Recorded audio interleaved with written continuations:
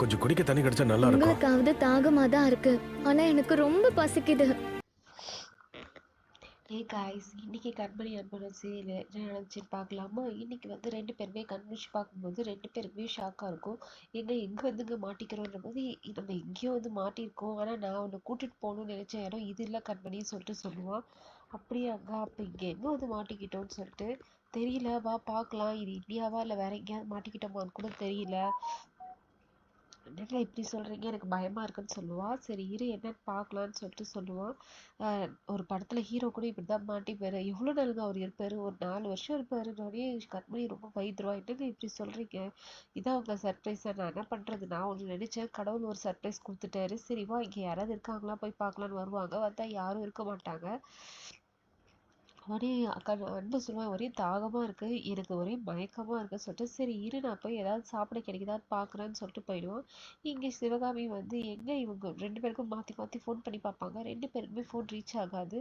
ரெண்டு பேருக்குமே phone switch off வந்தோடனே அவங்க பயந்துருவாங்க. ஏன் ரெண்டு பேர் ஃபோனுமே சுவிச் ஆஃபாக இருக்குன்னு சொல்லிட்டு கார்த்திக் வந்து பிக் மம்மி ஏன் பயப்படுறீங்க, அவங்க ரெண்டு பேரும் தனியாக இருக்கணும்னு போயிருக்காங்கன்னு சொல்லிட்டு சொல்லுவான். பவியும் சொல்லுவான், இதில் என்ன பயப்படுறதுக்கு இருக்குது, அவங்க என்ன குழந்தையா சொன்னோடனே அவங்க சிவகாமி வந்து டென்ஷனாகி சொல்லுவாங்க, உங்களுக்கு சீரியஸ்னஸே புரியல, எனக்கு ஏதோ தப்பாக நடக்கிற மாதிரி தெரியுதுன்னு சொல்லிட்டு அப்புறம் வீட்டில் இருக்கிற எல்லாரும் வந்தோடனே எங்கே போயிருக்காங்க அவங்க கேட்டோடனே சிவகாமி எனக்கு தெரியாதுன்னு சொல்லுவா. அப்போ ரெண்டு பேர் தனியாக தான் போயிருக்காங்களான்னே ஆமான்னு சொன்னோடனே எல்லாரும் ஷாக் ஆகிடுவாங்க. பாட்டியும் வந்துடுவாங்க, அன்போட அப்பாவும் வந்துடுவார்.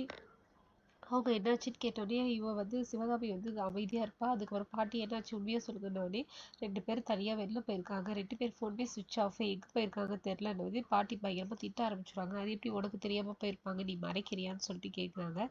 சரி சொல்லிட்டு அவனுக்கு மட்டும் ஏதாவது ஆச்சுன்னா நீ அவ்வளோதான் சொல்லிட்டு போலீஸில் கம்ப்ளைண்ட் பண்ணுவாங்க. போலீஸ்கிட்ட ஃபோன் பண்ணி பேசுவாங்க. இங்கே வந்து அன்பணி வந்து அன்பு போய் ரொம்ப நேரம் ஆகி அவன் வரவே இல்லை சொன்னோடனே டென்ஷன் ஆகிட்டு அழ ஆரம்பிச்சிருவா. அப்புறமா அன்பு வந்துட்டு உடனே கட்டி பிடிச்சிருவா. என்ன கண்மணி இதுக்கெல்லாம் போய் நீ பயப்படுவியா, நீ எவ்வளோ தைரியமான பொண்ணு, அடுத்த ராத்திரில போய் அவனை போயிட்டு சட்டையை பிடிச்சி மிரட்டி இது பண்ணிட்டு வந்த, நீ போய் இப்படி பயப்படுறன்னு சொல்கிறேன். அப்புறமேட்டா இளநீர் எடுத்து வந்திருப்பான், அதை உடைக்கிறதுக்கு பார்த்தா கத்தி எதுவுமே இருந்திருக்காது, கல் வச்சு உடைப்பான், ஆனால் கல்லில் வந்து சரியாகவே வந்திருக்காது, எல்லாமே கீழே கீழே உடச்சிக்கும். திடீர்னு கட் பண்ணி பார்த்தா கரையோரமாக ஒரு பேக் ஒன்று ஒதுங்கி இருக்கும், அதை போய் எடுத்து வந்து அதில் லைட்ரு கத்தி எல்லாமே இருக்கும், டார்ச் லைட் எல்லாமே இருக்கும். சரி இதை வச்சு இன்னைக்கு ஓட்டிடலான்னு சொல்லிட்டு கத்தியால் இளநீரை வெட்டி குடிச்சிட்டு ரெண்டு பேரும் இதை வச்சு இன்னைக்கு சமாளிப்போம் பார்ப்போம் என்ன பண்ணுறதுன்னு சொல்லிட்டு இதோட இன்னைக்கு எபிசோட் முடியுது. மறுபடியும் நாளைக்கு எபிசோடில் பார்க்கலாம். இந்த வீடியோ மறக்காமல் லைக் பண்ணுங்கள், சப்ஸ்கிரைப் பண்ணுங்கள்.